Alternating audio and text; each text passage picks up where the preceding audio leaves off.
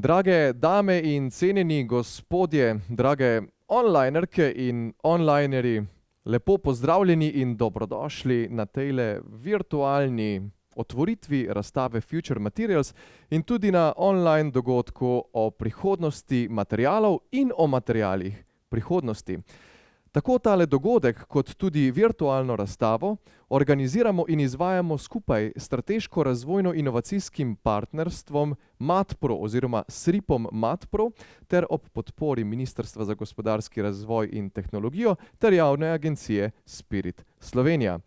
Današnji dogodek bomo posvetili dvema temama, nekako osrednjima temama, in sicer prihodnosti tako kovinskih materialov kot prihodnosti multikomponentnih oziroma polimernih materialov.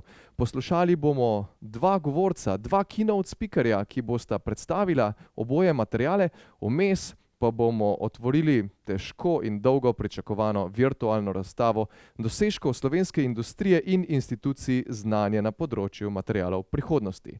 Preden pa pričnemo z našim današnjim prvim govorcem, pa si poglejmo, kako je potekal razvoj in izgradnja virtualne razstave Future Materials.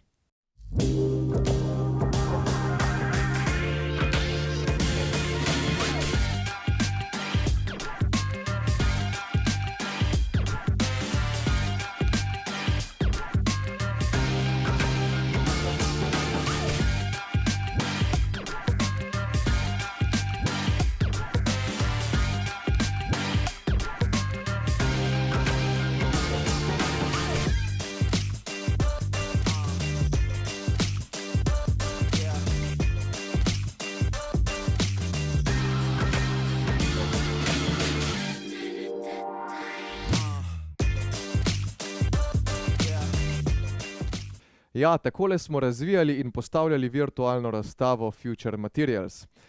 Kot že napovedano, pa pričenjamo s prvim današnjim govorcem, in sicer bo govoril o kovinskih materialih prihodnosti. Zelo zanimiva tema, ki nam jo bo predstavil direktor Inštituta za kovinske materiale in tehnologije, izredni profesor dr. Matjaž Godec. Matjaž, predajam vam besedo. Lepo pozdravljeni. Naslov mojega predavanja je Kovinski materiali prihodnosti. Predstavil bom, zakaj je pomembno imeti vedno boljše materiale, zakaj te materiali bojo še nekaj generacij prisotni. Potem bom tudi nekaj besed povedal o trajnosti metalurgiji, zakaj je pomembna ta trajnostna metalurgija, in pa osredotočil se bom predvsem na kovinske materiale, jeklo, aluminij in pa nekaj besed tudi o 3D tisku kovinskih materialov. Na naslednjem posnetku je prikazano, zakaj potrebujemo boljše materiale. Tu vidimo tako imenovani crash test dveh avtomobilov, katerih razlika v razvoju je praktično 50 let. Sama kletka materiala je narejena iz visokotrdnostnih kovinskih materialov, jekla, aluminija, ki dejansko ohranja kletko togo. Ostali del avtomobila pa je narejen iz materialov, ki prevzamejo energijo trka. Poleg tega pa imamo še, pa so pri današnjih avtomobilih materiali še bistveno lažji. Njihova specifična teža pri enakih ali boljših lastnostih pomeni, da so ti materiali na koncu lažji. Zdaj, katere so prednosti kovinskih materialov? Ena od glavnih prednosti je sposobnost recikliranja. Dobra preoblikovalnost, visoke trdnosti, te materiali so žilavi, prenesejo visoke temperature, jih je možno variti in ohranja lastnosti tudi pri nizkih temperaturah. Imajo pa seveda nekaj slabosti, to je predvsem korozija. Kovinski materiali imajo relativno visoko težo in pa potrebujemo visoke temperature pri njihovi izdelavi. To pomeni posledično tudi poraba precej veliko energije. Zdaj, lastnosti, ki jih iščemo za ekstremne aplikacije, kot tudi za trajnostni razvoj, je višja trdnost, boljša korozijska obstojnost, nižja gostota, obstojnost na visokih temperaturah, duktilnost in pa seveda kombinacija teh lastnosti. Postavljamo si vprašanje, ali bodo kovinski materiali gradivo prihodnosti, in dejansko glede na to, da jeklo, predvsem zaradi svoje izjemne, trajne in dinamične trdnosti in tudi nizke cene, aluminijeve zlitine zaradi nizke specifične teže in titanove zlitine predvsem zaradi izredne velike žilavosti in tudi zlitine drugih kovin, ki imajo posebne lastnosti pri uporabi, bodo obdržali vodilno mesto še nekaj generacij. Prednosti teh materialov so tudi v transformaciji v trdem in pa različni mehanizmi utrjevanja. Poleg tega že na samih slikah vidimo, da recimo jeklo je material za velike konstrukcije in praktično ga bo nemogoče nadomestiti tudi v prihodnosti. Če pogledamo natezno trdnost ogljikovih nanocevk, ki so tudi že našli v današnjem življenju nekatere aplikacije, vidimo, da je ta natezna trdnost praktično 100-krat večja od jekla, vendar jeklo je možno izdelati v masovni proizvodnji in zelo velike izdelke. Jeklo ima v ravnotežju že napake v kristalni strukturi, medtem ko ogljikove nanocevke v teh majhnih dimenzijah, ki jih lahko proizvedemo, nimajo napak. Seveda, če bi pa naredili večje ogljikove nanocevke, bi pa te napake imeli, praktično jih je pa nemogoče izdelati in jih tudi verjetno nikoli ne bojo izdelali v velikosti večje od zobotrebca. Seveda imamo kar nekaj izzivov pri izdelavi kovinskih materialov prihodnosti in tudi seveda izzivi, ki že nas danes čakajo. Se pravi, vprašamo se, kaj vpliva na lastnost materiala, kako zmanjšati procesne korake, da ne izgubimo teh lastnosti. Pomembna je zanesljivost, ker s predelavo se ta zanesljivost veča. Mi si želimo zmanjšati procesne korake, želimo si zmanjšati metalurške napake, kot je raztapljanje plinov, poroznost, nekovinski vključki in pa seveda ponastavljanje procesov toplotne obdelave. Višje kot so lastnosti materialov, manj imamo prostora za napak in bolj moramo proces obvladovati. Lep primer je SeaGroup Metal Ravne, ki je ravno kar izdobavil 3-metrsko prirobnico v fuzijski reaktor, tesni fuzijski reaktor, ki se gradi v Marseillu, ITER. In tu se lepo vidi, material je nerjavno jeklo, 316L. V bistvu v principu nič posebnega, vendar zakaj so uspeli ta material, zakaj so oni ta material izdelali? Zato, ker so uspeli narediti, znajo zagotavljati kakovost materiala, dejansko obvladujejo metalurške procese in zagotavljajo, da v tem materialu ni nekih napak. Kar pa je dejansko zahtevno, da po celem volumnu lahko izdelaš material, ki ima enake lastnosti. Zdaj, človeški razvoj dejansko je krojil razvoj kovinskih materialov. Tako so cele dobe poimenovane, cela tisočletja poimenovana po kovinskih materialih, tako bakrena, bronasta, železna doba in tako naprej. Ampak danes proizvodno, razvoj teh kovinskih materialov postavljajo visoke zahteve trajnostne metalurgije. Mi vidimo, da do leta 2050 bo dejansko približno 200% rast vseh ključnih strukturnih materialov na področju, kot je energija, infrastruktura, medicina, varnost, gradbeništvo in promet. In tako povpraševanje po teh materialih dejansko pomeni povečano proizvodno. Proizvodnja kovinskih materialov, kot je jeklo, aluminij, pa dejansko porabljata 8% vse svetovne energije in vodita do 30% industrijskih emisij. Seveda, po drugi strani, že na temle diagramu vidimo, da v primeru, da uporabljamo reciklirane metode, reciklirano jeklo, aluminij, so te odtisi CO2 oziroma proizvodna CO2 na proizvedeno tono teh elementov, teh zlitin, bistveno manjši kot ostalih drugih materialov. Tako imamo možnost zmanjšanja porabe energije in emisij. Obstajajo tako imenovani neposredni in posredni ukrepi za izboljšanje trajnosti kovin. Eni so preko izdelave, drugi preko uporabe. Recimo eni taki direktni trajnostni ukrepi so nova tehnologija vodika za redukcijo pri izdelavi železa, jekla. To mogoče za Slovenijo ni tako pomembno, ker mi iz recikliranega železa delamo jeklo. Uporaba zelene energije za elektrolizo, recikliranje in pa recimo učinkovite tehnologije izdelave, kot so AMA tehnologije oziroma 3D tiskovin. Indirektni trajnostni ukrepi so pa zmanjšanje teže, s tem mi imamo lažja vozila, manjšo porabo energije, povečanje življenjske dobe zaradi boljše korozije, lezenja in tako naprej, odpornosti na zlom, z načrtovanjem mikrostrukture in pa izboljšanje učinkovitosti energijskih sistemov, uporaba superzlitin, ki prenesejo višje temperature in pa tudi manjše električne izgube za uporabo boljših trdomagnetov in boljših elektropločevin. Nenehna tekma med jeklom in aluminijem v avtomobilski industriji dejansko je v zadnjih 10-20 letih pripomogla k velikemu razvoju tako jekel kot aluminija. Na tem diagramu vidimo zeleno barvo označena visokotrdnostna jekla prve generacije, za oranžno barvo so označena visokotrdnostna jekla druge generacije, ki se danes že uporabljajo, in pa tretje generacije, ki bojo imele mogoče malo manjše plastične lastnosti, se pravi, raztezek bo nekoliko manjši, ampak bodo pa bistveno cenejša.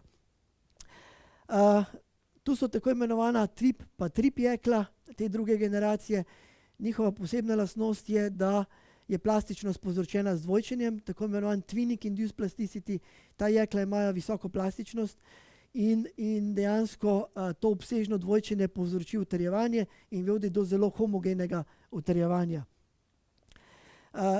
Običajno, bolj ko jekla obremenjujemo, nekako po nekem času pač pride do zloma, dočim ta jekla TWIP imajo res neko posebno lastnost, da bolj ko obremenjujemo, bolj se raztezajo in dejansko so idealna jekla za kompenzacijo energije trka pri avtomobilih oziroma drugih prometnih sredstvih.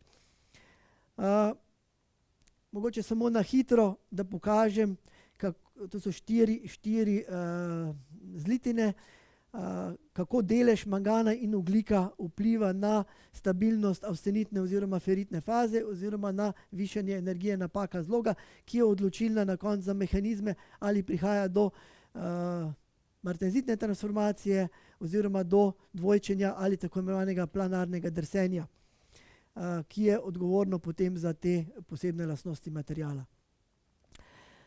Seveda, kot sem že omenil, delež ogljika in mangana vpliva na energijo napake zloga, tako poznamo potem TRIP jekla z manjšo energijo napake zloga, nekaj srednja energija napaka zloga je tista, ki povzroča deformacijo z dvojčenjem in drsenjem, to so TWIP jekla, in pa tako imenovana triplex jekla, ki imajo visoko napako zloga in pri teh jeklih se tvorijo tudi karbidi. Ta tretja generacija jekel, ki danes prodira v avtomobilsko industrijo, so pa tako imenovana, ena od njih Q&P jekla, quenching and partitioning jekla.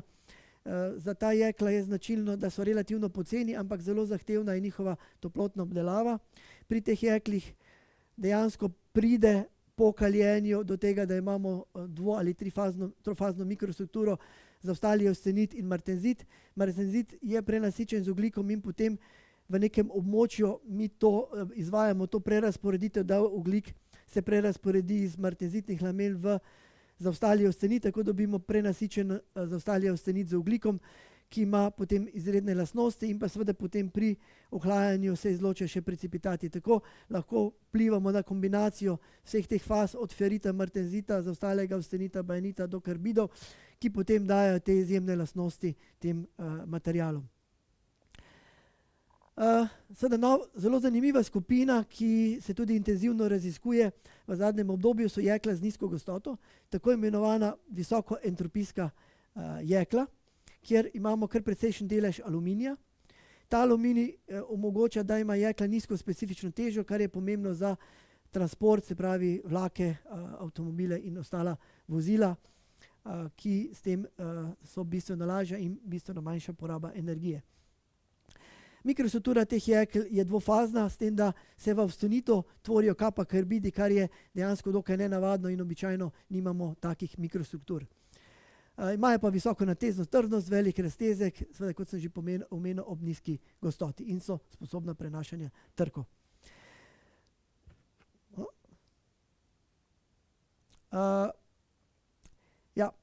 Zdaj pa mogoče še nekoliko besed o visokotrdnostnem aluminiju. Če pogledamo, aluminij je sigurno eden najpomembnejših kovinskih materialov, predvsem za aplikacije, ker potrebujemo nizko težo in to so letalske aplikacije in tam se tudi uporablja aluminij, ki ima dejansko najboljše lastnosti. Seveda, poleg dobre korozije ima aluminij tudi izredno dobro lastnost, kot je preoblikovalnost. Zelo enostavno ga lahko preoblikujemo z iztiskanjem, valjanjem, upogibanjem. Najpogostejše uporabljene aluminije zlitine v letalski, vesoljski industriji pa so zlitine serije 2000, aluminija z bakrom in pa serije 7000, to je aluminij cink.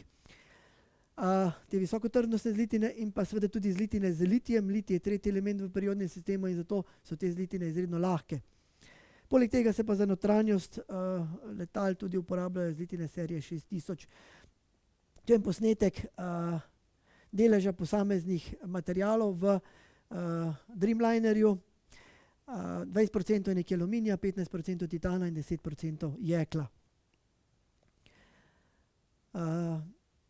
Na sliki vidimo mikrostrukturo lito tega visokotrdnostnega aluminija 7075. Dejansko ta mikrostruktura v litem stanju zaradi eutektičnih faz ima slabe lastnosti, zato je treba potem raztopno žariti in pa potem po staranju pride do izločanja in teh ekstremnih lastnosti te zlitine. Kot sem že omenil, ta nenehna tekma med jeklom in aluminijem in zlitinami na področju avtomobilske industrije je tudi pripomorala k temu, da je prišlo do sprememb v razvoju na področju aluminijevih zlitin. Aluminij je začel prevladovati potem v avtomobilih, potem je bil odgovor ta visokotrdnostna jekla, danes pa spet, ko se spet aluminij bolj intenzivno uporablja v avtomobilski industriji, je odgovor ta tretja generacija visokotrdnostnih jekel. Aluminij se pa pomika iz serij 5000 v serije 6000 in celo v serije 7000. Tako večina največjih dobaviteljev zdaj razvija avtomobilske zlitine serije 7000, da bi izpolnila večja pričakovanja proizvajalcev originalne opreme glede večje trdnosti. In pa tretja generacija teh aluminijevih, litijevih zlitin se pojavlja v luksuznih avtomobilih. Sedaj, postavlja se vprašanje danes in veliko izzivov je na področju, kako spajati aluminij med sabo, aluminij z jeklom in pa seveda vse te materiale, aluminij, jeklo z drugimi materiali. Ogromno je razvoja na tem področju, tudi recimo primer danes 7075 zlitino je narejen nek napredek v smeri varjenja in pa veliko se dela tudi na spajanju, tako imenovanem friction stir welding, kjer dejansko dva materiala, dve aluminijevi kvaliteti združimo praktično brez nataljevanja in tako imenovanih toplotne vplivane cone, posledično temu tako imamo, kjer se lepo vidi primer kvalitete 7000, serije 7000 in serije 2000, ki sta dejansko spojena z premešanjem, kar se lepo vidi na tem posnetku, kjer ni šlo za rast zrn in tudi nimam toplotno vplivane cone. Danes gre razvoj aluminijevih zlitin legiranih z redkimi zemljami, se pravi, da jim dodajamo majhne količine skandija, v kombinaciji z cirkonom so potem zlitine odporne na visoke temperature in imajo odlične mehanske lastnosti. Vloga skandija je trojna, se pravi, on zmanjšuje velikost zrn, izločevalno utrjevanje se dogaja in pa zaviranje rekristalizacije in rasti zrn. Vidimo razliko v mikrostrukturi, kjer imamo dodano majhno količino skandija in pa na naslednjem diagramu je prikazana sprememba na tezni trdnosti v odvisnosti od deleža, od majhne količine skandija in praktično vse kvalitete aluminija nekako imajo pozitiven vpliv pri legiranju z skandijem. Drug način, ki se danes veliko raziskuje, je, kako dodati nekatere nanodelce, se pravi, brez dodatkov je prikazan razvoj mikrostrukture pri strjevanju in pa z dodanimi nanodelci titanovih karbidov, ki delujejo kot nukleacijska mesta, dobimo zelo drobno mikrostrukturo, ampak to seveda potem predstavlja te dodatke lahko velike izzive pri recikliranju. Tu so prikazane na naslednjem slajdu zlitine, ki jih je relativno zahtevno izdelati. So pa zlitine z izjemnimi lastnostmi, recimo niklove zlitine, kobaltove zlitine, titanove zlitine, kot sem že omenil, kupe jekla, magnezijeve zlitine in pa visokoentropijske zlitine. Mogoče na hitro samo o zelo pomembnih niklovih zlitinah. Pravimo jim super zlitine, ker prenese temperature do 730 stopinj. Se pa utrjujejo z precipitati, gama črtice in gama 2 črtici, to so praktično koherentni izločki in dislokacije ne morejo drseti skozi tak izloček. Ti izločki so pa praktično po celem volumnu tele austenitne strukture. Titan je tudi zelo pomemben element, zelo pomemben material, 60% težje aluminija, izredno žilav, dosega pa natezne trdnosti konstrukcijskih jekel. Ima pa še eno pomembno lastnost, da je njegovo tališče skoraj 200 stopinj nad tališčem jekla. Ima izredno dobre korozijske lastnosti in pa še eno zelo pomembno lastnost, da je biokompatibilen in zelo pomemben za vse aplikacije v človeškem telesu. Ena taka najbolj znanih zlitin, že poznana, titan 6 aluminij 4 vanadij, ima izredno dobro ravnotežje med trdnostjo in duktilnostjo in je odporna na utrujenje. Ima pa kristalno strukturo alfa plus beta in seveda v odvisnosti od toplotne obdelave, načina strjevanja lahko dobimo brezdifuzijsko transformacijo, kombinacijo obeh, ali pa difuzijsko transformacijo in vse to vodi v različne mikrostrukture od martenzitne, widenšteterske morfologije, tako imenovane tudi basket wave in pa bimodalne mikrostrukture. Se pravi, običajno mi te pločevine valjamo v alfa plus beta področju, zato da dobimo zelo drobno kristalno strukturo z izločenimi alfa kristali in pa iz beta kristalov se potem izločajo alfa lamele.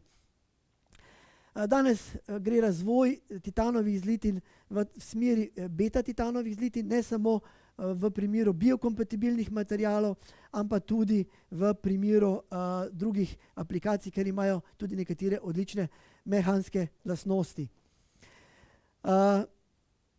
Mi se pri biokompatibilnih aplikacijah želimo izogniti vsem toksičnim elementom, se pravi, ne želimo imeti vanadija, bakra in pa tudi ostalih elementov v manjših količinah, kot je krom, kobalt, nikel in aluminij. Zato dodajamo te beta elemente, niob, tantal, cirkon, mangan, molibden, niob, hafni. To so te znane zlitine, ki se danes razvijajo. Seveda zaradi tega, ker mi vemo, da je elastični modul človeške kosti nekje 30 gigapaskalov. Ta zlitina titan 6 aluminij 4 vanadij je precej različna, njegov elastični modul je 3-krat večji kot elastični modul kosti, to povzroča visoke strižne napetosti, recimo pri implantih, kot je umetni kolk in tako naprej. Zato gre razvoj v te nove zlitine z elastičnim modulom, ki je primerljiv z elastičnim modulom človeške kosti. Mogoče še par besed o magneziju. Kljub temu, da ima magnezij podobne lastnosti kot aluminij, pa je dejansko bistveno lažji in se zato tradicionalno uporablja v letalstvu, pa je njegova svetovna poraba zanemarljiva v primerjavi z aluminijem. Zaradi gostega heksagonalnega zloga je dokaj zahteven za preoblikovanje, zato je potrebno več procesnih korakov, ampak pri litiju, pri preciznem litiju pa omogoča izdelovanje tankostenskih izdelkov. Danes prodira na področju avtomobilizma oziroma avtomobilske industrije v obliki kovanih magnezijevih zlitin, veliko se ga pa uporablja pri teh novih napravah, kot so telefoni, prenosniki in tako naprej, za ohišja zaradi teže, reciklirane in tudi dobre elektromagnetne zaščite. Potem je še ena skupina zlitin, ki se danes intenzivno razvija in raziskuje. To so tako imenovani biorazgradljivi kovinski materiali.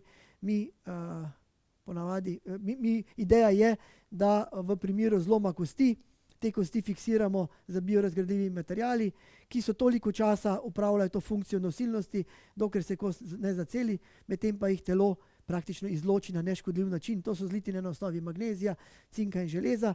Vsaka ima neko svojo pozitivno lastnost. Pri magneziju je problem prehitre razgradnje, pri cinku nimamo dovolj dobre mehanske lastnosti, železo se pa prepočasi v telesu razgrajuje.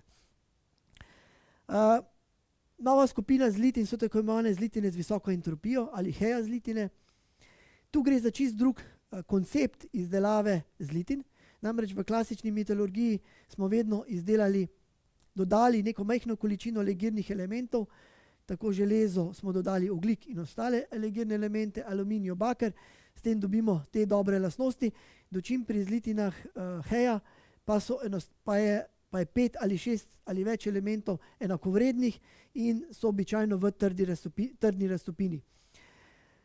Danes je že kar nekaj takih zlitin bilo raziskanih z izjemnimi lastnostmi, so pa možnosti praktično neskončne in tu si glih pomagamo z računalniškim modeliranjem, da lahko napovedujemo neke lastnosti in pridemo do novih zlitin. Še par besed o novih načinih sinteze kovinskih materialov, ki bodo tudi v prihodnosti igrali vedno večjo vlogo. Poznamo to so tako imenovane aditivne tehnologije oziroma dodajalne tehnologije ali 3D test kovin. Poznamo dve osnovni metodi, selektivno lasersko taljenje SLM in pa DET oziroma lens. Se pravi, prva tehnologija SLM, z laserjem selektivno pretalimo prah in dobimo končni izdelek, z DET tehnologijo pa prah dodajamo pod laser in v bistvu navarjamo do končne oblike. Schematsko prikazana obe metodi in pa nekako, kako izgledajo take industrijske naprave. Kar je pomembno, je to, da danes imamo kar cel diapazon prahov komercialnih na voljo. Je pa res, da glede na to, da mikrostrukture, ki nastajajo z 3D tiskom, se razlikujejo od mikrostruktur dobljenih na konvencionalen način, zato je danes razvoj v smeri razvoja novih zlitin z drugo kemijsko sestavo, da bomo dobili ustrezne mikrostrukture. Področje, kjer je intenziven razvoj 3D tiska kovin, so danes orodna jekla za delo v vročem, H11, H13, visokotrdnostne aluminijeve zlitine 70-75, potem tako imenovani MMNC materiali, to so Metal Matrix Nano-Composites, kjer dodajamo nanodelce kovinskim materialom, titanove zlitine, visokoentropijske zlitine in pa biorazgradljive zlitine. Pri orodnem jeklu, ta orodna jekla UTOP MO2 oziroma H13 za delo v vročem imajo dokaj kompleksno mikrostrukturo in seveda zaradi tega je proces printanja dokaj zapleten in prihaja do sam proces printanja ni toliko zapleten, ko je problem, da prihaja do faznih transformacij in do določenih napetosti v materialu zaradi hitrega ohlajanja in segrevanja in nastajajo tako imenovane tlačne in natezne napetosti, kar vodi lahko do nastanka razpok. Podobno se dogaja pri visokotrdnostnem aluminiju, zato probamo tudi dodajati fin prah nanodelce cirkona skandija, potem probamo zmanjševati toplotni gradient s predgrevanjem podlage, da se bi izognili tem razpokam. Mogoče na koncu samo še povem, da danes potekajo intenzivne raziskave za razvoj takega printerja za kovine, ki bi deloval v breztečnostem prostoru. Na sliki je prikazana mednarodna vesoljska postaja, kjer dejansko že deluje printer za plastiko. Seveda pri kovinskih materialih je nekoliko večji problem, ker tu ne bomo mogli uporabljati prahu, ampak gre v razvoj žice, ki bi se potem na nek način printala in da bi dobili izdelke, ker moramo se zavedati, ko smo enkrat v vesolju, je pomembno, da lahko nek izdelek, nek del naredimo, ki ga seveda nimamo s seboj. Mogoče samo še, da to povzamem.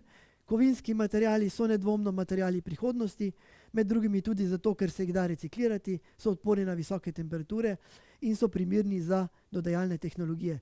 Izkušnje na področju visokoentropijskih zlitin pa kažejo, da je število možnih neodkritih zlitin še neskončno. Poleg tega pa je za materiale prihodnosti pomembno obvladovanje metalurških procesov, ker se večina materialov z ekstremnimi lastnostmi izdeluje v zelo ozkih procesnih območjih. Hvala za pozornost in hvala, da ste spremljali to moje predavanje.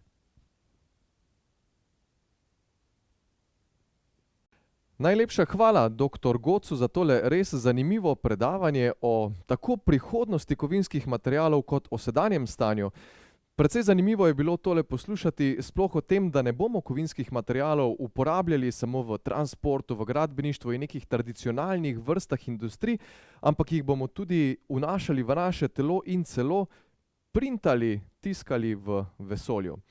Torej, iskrena hvala še enkrat, mi pa gremo naprej na osrednje dejanje današnjega dogodka in sicer k otvoritvi virtualne razstave Future Materials. To razstavo, ki je že 6. po vrsti v seriji razstav Future, bosta otvorili generalna direktorica Gospodarske zbornice Slovenija, magistra Sonja Šmuc, in koordinatorica SRIP-a MatPro, Vesna Nahtigal. Dami, predajamo vama oder in besedo. Pozdravljeni! V veselje in čast nam je, da danes odpiramo že 6. razstavo iz serije Future in drugo v virtualnem prostoru Doma gospodarstva. Tokratna razstava predstavlja domači in mednarodni javnosti materiale prihodnosti oziroma Future Materials. Na Gospodarski zbornici smo ponosni, da ima nosilec razstave strateško razvojno inovacijsko partnerstvo Materiali kot končni produkti, katerega vodilni partner je prav Gospodarska zbornica, vrsto konkretnih rezultatov, ki so nastali na podlagi povezovanja med podjetji in raziskovalno sfero, kot je denimo navdihujoč projekt Martina. Tokratna razstava, na kateri se predstavlja 18 podjetij, kaže predvsem poti naprej v smeri novih materialov, inovacij, še več prenosa znanj med institucijami znanja in gospodarstvom.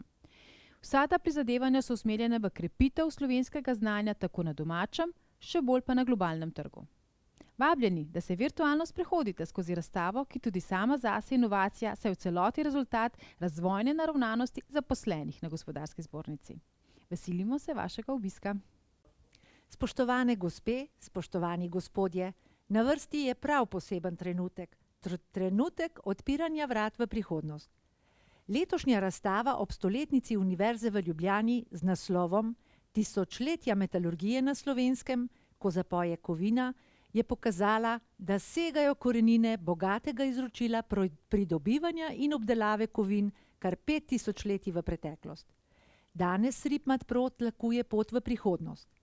Dva velika projekta, Čmrlj in Martin, potekata v sedanjem trenutku.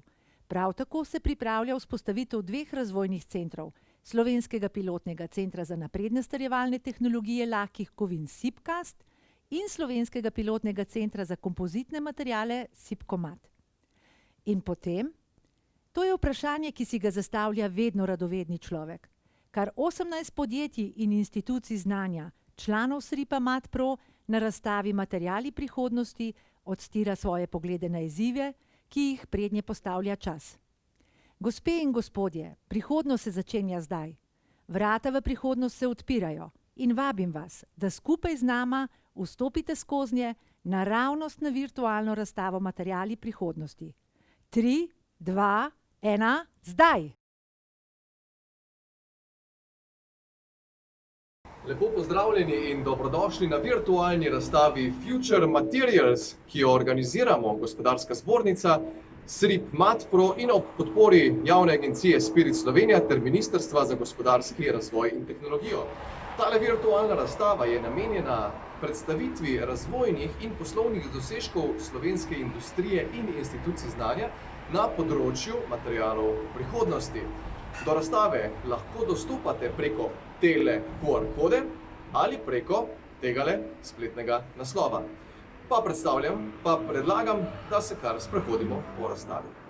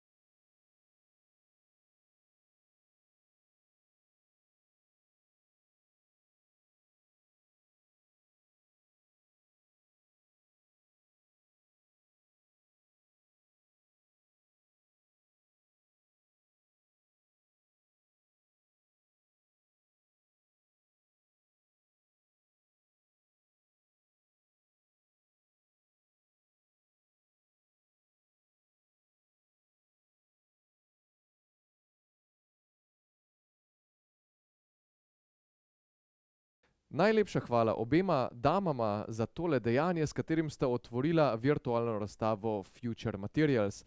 Razstava bo trajala vse do 15. januarja 2021, mi pa smo prišli do tretjega dejanja današnjega dogodka, ki je že bil napovedan, in sicer do keynota, ki ga podal docent dr. Blaž Nardin, sicer dekan Fakultete za tehnologijo polimerov iz Slovenj Gradca.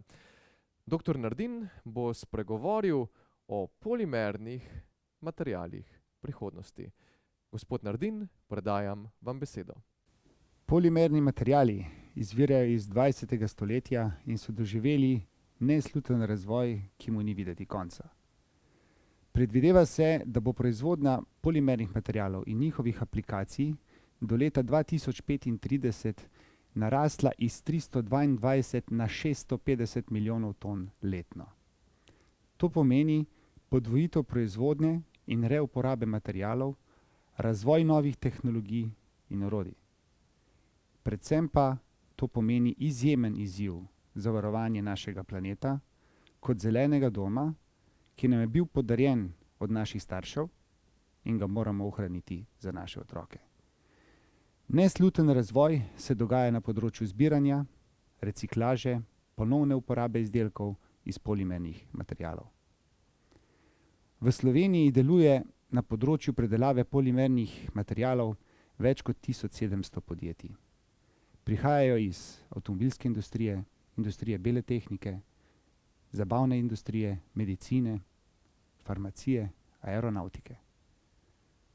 Osebno trdim, da ni slabih materialov, so samo slabi uporabniki materialov oziroma slabi oziroma nevešči uporabniki materialov. Kakšna je naša naloga?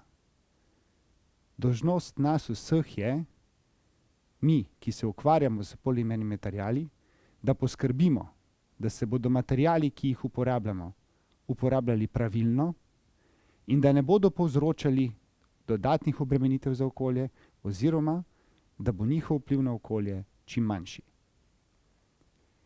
Kompozitni materiali ali materiali prihodnosti se uporabljajo v letalstvu, nautiki, medicini, športu, vesolju. Njihove aplikacije so izjemno široke. Osnovane so na uporabi kombinacije anorganskih in organskih materialov, kjer v njihovi aplikaciji vsak da svoje, zase specifične karakteristike, kot so trdnost, sposobnost dušenja vibracij, elastičnost in tako naprej. Na razstavi bomo predstavili malce drugačne kompozitne materiale, kot ste mogoče pričakovali. V odgovornosti do narave in odpiranja krožnega gospodarstva predstavljamo aplikacije na področju bioosnovanih kompozitov in njihove uporabe. Bioosnovan kompozit je lahko nerazgradljiv. Lahko pa je tudi razgradljiv, odvisno od tega, kakšna je njegova struktura. Zato je na začetku dobro vedeti, da moramo, ne glede na pojem bio, vedeti, ali govorimo o bioosnovanem materialu, kar pomeni, da je nastal iz različnih biomaterialov, ali pa govorimo o tako imenovanem biorazgradljivem materialu. Pri biorazgradljivosti pa moramo prav tako biti pozorni, da govorimo o klasični ali biorazgradljivosti na domačem kompostu ali pa govorimo o kompostiranju na industrijskem kompostu. Aplikacije in demonstratorji na predstavitvi bodo pokazali vse tri zgoraj navedene kategorije, torej biomateriale, biorazgradljive materiale na domačem kompostu in biorazgradljive materiale na industrijskem kompostu.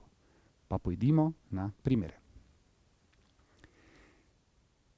Na fakulteti razvijamo veliko različnih biokompozitov, biokompozitnih materialov, prav tako pa tudi klasičnih kompozitnih materialov. Ampak ravno zaradi odgovornosti, ki jo imamo do okolja, smo se v tej razstavi odločili, da bomo predstavili predvsem naše biokompozitne materiale in njihove lastnosti. S tem boste tudi vsi, ki se boste to razstavo ogledali, lahko videli, kakšno je polje aplikacij le-teh. Prvi primer ali prvi demonstrator je tako imenovan bioizdelek, ki je sestavljen iz odpadnega oziroma odpadnega usnja, odpadnega papirja in konoplje, in ki je nastal v tako imenovani TPE materialu oziroma termoplastičnem elastomeru, ki služi kot matrica za sam izdelek. Kot lahko vidite, je na izdelku je izdelek klasični izdelek za ročaj palic in je bil narejen v sodelovanju z 2 slovenskima podjetjema v okviru razvojnega projekta. Uporabnost tovrstnega kompozita govori o uporabi odpada. Izdelek je zelo fleksibilen, prijeten za otip, naraven izgled. Izdelek, ki je tukaj predstavljen kot naš biokompozit, je že na trgu. Naslednji izdelek oziroma naslednjo paleto izdelkov, ki jo vidite na sliki, predstavlja tako imenovan termoplastični elastomer, ponovno kot osnovna termoplastična matrica, z dodatkom odpadnega usnja, odpadnega papirja, z dodatkom konoplje, paradižnika, zelja, smilja, sivke. S tem smo želeli pokazati, da lahko praktično vse odpadne surovine, ki nastanejo pri recimo kozmetični industriji, pri uporabi recimo sivke, smilja in zelja, potem lahko mi te materiale ponovno uporabimo in jih vkomponiramo v izdelek. Dajo izdelku naravni videz, vonj po odpadni biomasi, sivka, smilj, da zelo prijeten vonj, izdelki se ponašajo z zelo nizko gostoto, z dodatki odpadnega papirja pa smo povečali togost in pa trdnost samih izdelkov. Polje aplikacij je na tem področju zelo veliko. Tukaj pa sedaj prehajamo na drug tip bioosnovanega kompozita, to je polietilen visoke gostote kot osnovna polimerna matrica z odpadnim usnjem in dodatnim odpadnim papirjem. Prednosti tovrstnega izdelka oziroma tovrstnega kompozita je v uporabi odpada, visoka togost, trdnost, možnost laserskega graviranja, kar daje možnost personalizacije izdelkov, nizka gostota in pa možna reciklaža na industrijskem kompostu. Izdelek je bil narejen v sodelovanju z našim koroškim orodjarjem in v okviru razvojnega projekta. Naslednji kompozit, naslednji izdelek, ki ga predstavljamo, je deska za rezanje. Videli boste dva različna kompozita.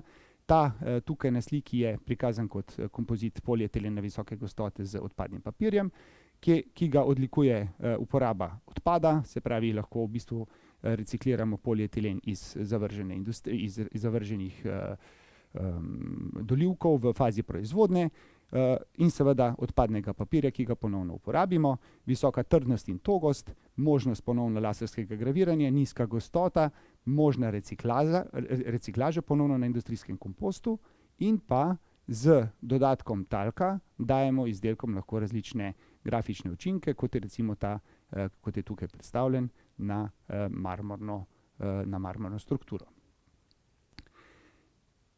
Isti izdelek, narejen ponovno z polietilensko polimerno matrico in z dodatkom iz kantusovih vlaken. Lastnosti so praktično identične kot pri prejšnjem, s tem, da imamo tukaj temnejši marmorni učinek, drugače so pa uporabnost tovrstnih materialov oziroma tovrstnega izdelka identična kot v prejšnjem primeru. Oba izdelka sta bila narejena v sodelovanju s podjetjem Skaza in pa v okviru našega razvojnega projekta, ki ga imamo. Pojdimo malo v svet glasbe. Viva la Musica, podjetje iz Celja, ki se ukvarja z razvojem violine, violinskih delov, se je pri nas ustavilo z željo, da razvijemo za njih ta podbradnik, kot se mu reče strokovno, izdelek naročnik je želel, da ima izdelek bioosnovano oziroma možnost recikliranja in da ima neko svojskost oziroma možnost personalizacije samega izdelka na posameznega uporabnika, torej glasbenika. Zmešali smo ponovno polietilen visoke gostote z odpadnim papirjem in v bistvu z dodatkom talka dosegli marmorni izgled. Pri tem izdelku pa je bila še dodatna specifika, ki smo jo morali zagotoviti, da bo z zadnje strani ima ta izdelek kovinske vložke, da so ti kovinski vložki dobro zabrizgani in da imajo dobro adhezijo na polimerno matrico. To smo uspeli doseči z formulacijo našega polietilena visoke gostote. Isti izdelek z rahlo drugačno barvo. Barva je spremenjena zaradi tega, ker imamo namesto odpadnega papirja tukaj miskantusova vlakna. Izdelek je ponovno možno reciklirati, seveda na industrijskem kompostu. Personalizacija pa v obeh primerih možna z laserskim graviranjem. Naš odgovor na korona krizo je bil razvoj filtra kot v tistem najhujšem korona času, ko ni bilo na trgu mask, smo se z 2 podjetjama iz Koroške v mesecu in pol smo razvili to masko, ki vidite na desni strani. In ta glavni del je narejen iz silikona, ki se nažalost seveda ne da reciklirati, ampak ta levi del, ki ga imamo na levi strani, je pa narejen iz odpadnega papirja in polietilena visoke gostote, ki ima nizko gostoto, visoko trdnost in togost, možnost personalizacije, ker ga lahko graviramo, možna sterilizacija, kar pomeni, da ga lahko steriliziramo in večkrat uporabimo, in pa maska v celoti narejena made in Slovenija. In ta maska je na razpolago, z menjavo filtrov jo lahko uporabljate praktično neskončnokrat in v bistvu s tem ponovno nekako prispevamo k temu, da je manj odpada teh enkratno uporabnih mask. Potem ponovno iskanje aplikacij za potrebe tega našega materiala poliamida visoke gostote in odpadnega papirja. Aplikacija na podjetju Tehnomat, ki izdeluje zaključke z aluprofilov. Vidimo, da je izdelek oziroma da je material široko uporaben in da ga kot tak kompozit lahko seveda uporabimo in po uporabi damo na reciklat. Zobniki gospodinjskih aparatov so, če boste odprli gospodinjski aparat, boste videli nič več oziroma zelo malo kovin.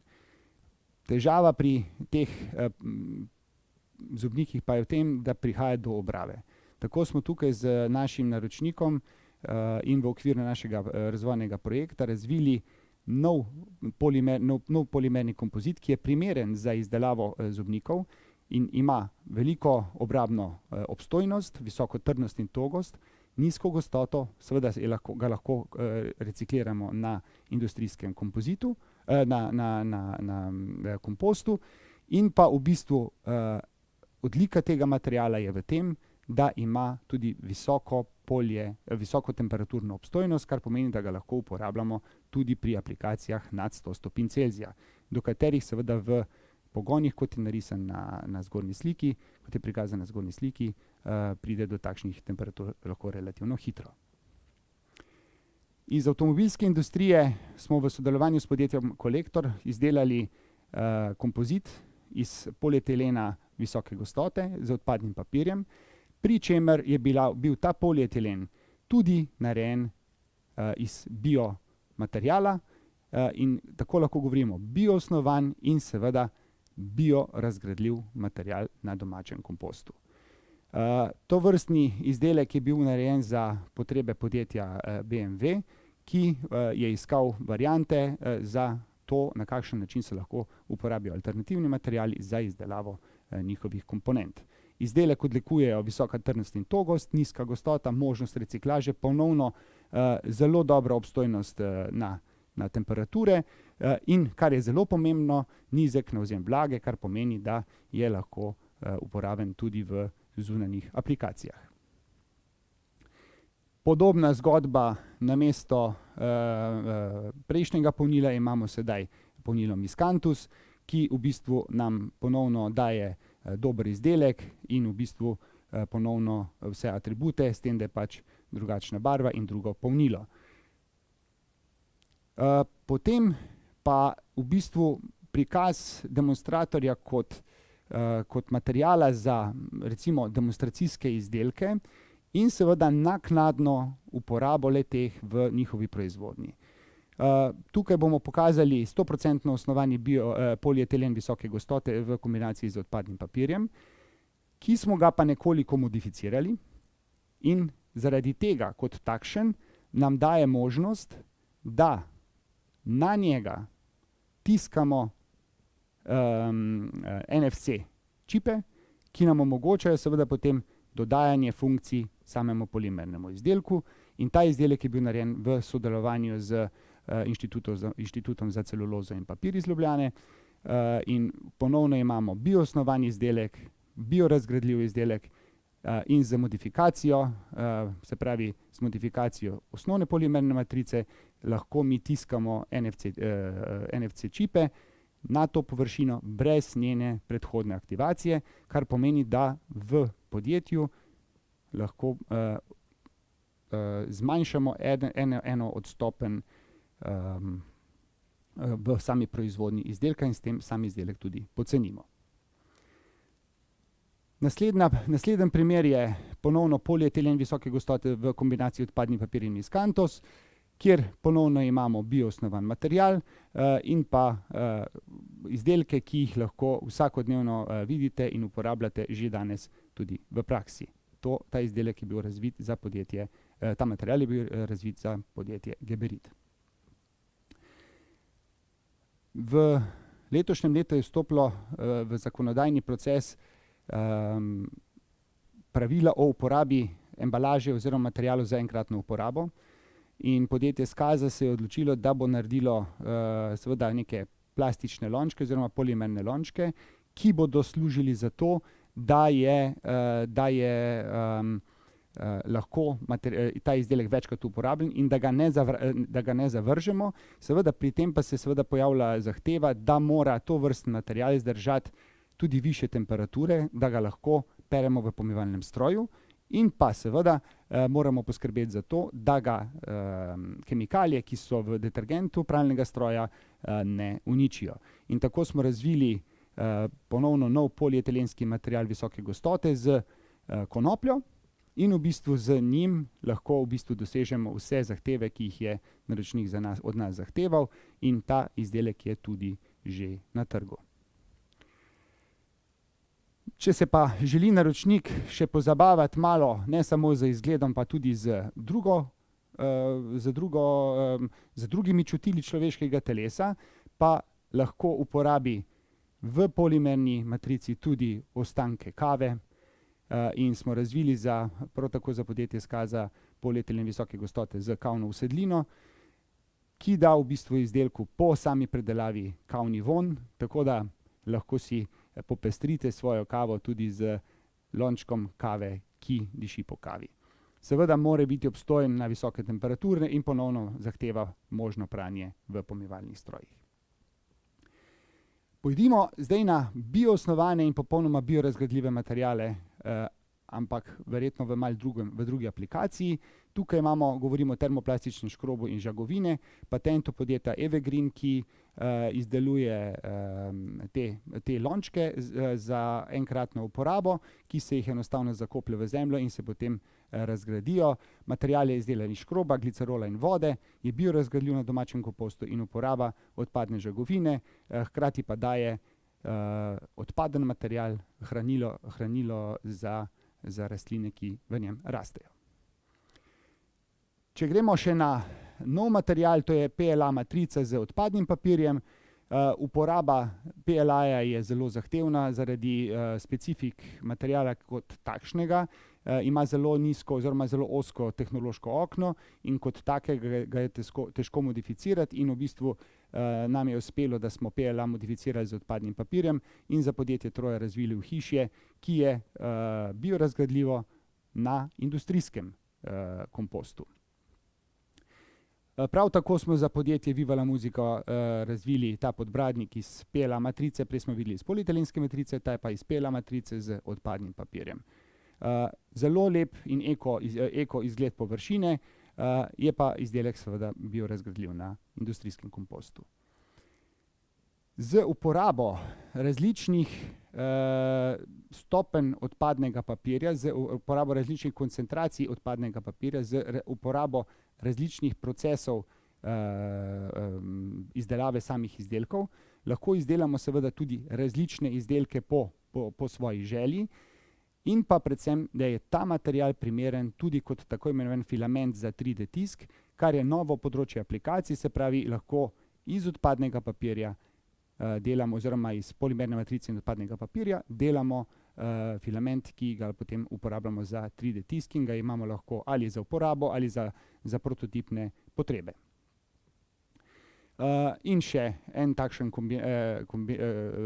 demonstracija dejanske uporabe filamenta iz PLA in pa odpadnega papirja. Dodaten odgovor na korona krizo je bil tudi ta adapter, ki je predstavljen in je osnovan na osnovi PLA in odpadne matrice.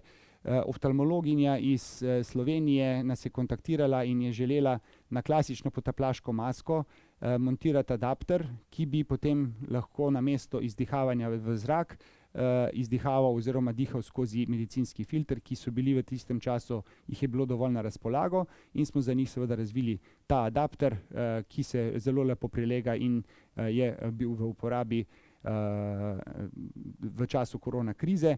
In kot bom rekel, naše darilo svetovnemu boju proti koronavirusu smo ta model dali tudi na splošno uporabo na spletno stran customsurgical.de, kjer se nahajajo odprtokodni sistemi, ki pomagajo različnim družbam, da se lahko lažje pridejo do improviziranih zaščitnih sredstev. Ponovno demonstrator, ki smo ga izvedli skupaj z Inštitutom za celulozo in papir, je kombinacija PLA-ja in odpadnega papirja, kjer ponovno lahko tiskamo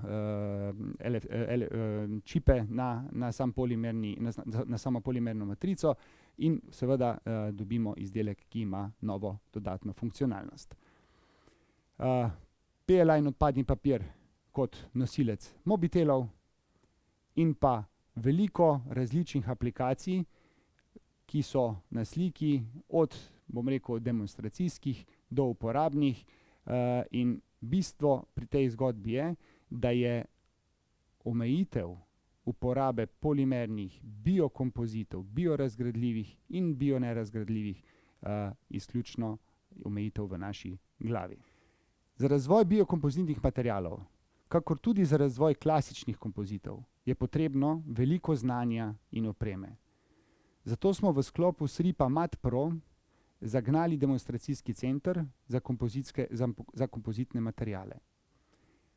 Center je v fazi nastajanja, kjer podjetja iz področja industrije kompozitnih materialov iščejo partnerje, zato da bo ta kompozitni center dejansko deloval. V njem želimo združiti kritično maso znanja iz vseh slovenskih inštitucij in podjetij, ki se ukvarjajo s kompoziti. Ta del bo osnova za ustanovitev kompozitnega centra, kjer bomo s pomočjo investicij v potrebno raziskovalno opremo, ki trenutno še ni na razpolago, lahko razvijali nove aplikacije na področju kompozitov, tako klasičnih kot tudi biokompozitov. In to seveda čim prej. S tem bomo slovenskemu gospodarstvu pomagali pri preboju na bolj zahtevne trge, z izdelki z višjo dodano vrednostjo in dodano odgovornostjo do okolja, v katerem živimo. Hvala lepa. Hvala lepa, dr. Blažu Nardinu, za še eno odlično in vsebinsko zelo polno predavanje, ki ga je podal na današnjem morda kratkem, a vseeno vsebinsko močnem dogodku, s katerim smo tudi obeležili slovesno otvoritev virtualne razstave Future Materials. Tako, prišli smo do konca. Lepo ste povabljeni k ogledu virtualne razstave. Virtualno razstavo delite, lajkajte, komentirajte, pišite nam, kaj je z njo narobe, kaj se lahko izboljša, kaj je z njo dobro in pa predvsem povejte o razstavi vašim prijateljem, vašim znancem, vašim sodelavcem in tako naprej. Lep pozdrav vsem, ki ste zdržali do konca in nas spremljali. Hvala lepa še enkrat Ministrstvu za gospodarski razvoj in tehnologijo ter javni agenciji Spirit za podporo tejle razstavi in temu dogodku. Vse vas pa še enkrat lepo pozdravljam in vam želim lep preostanek dneva. Srečno!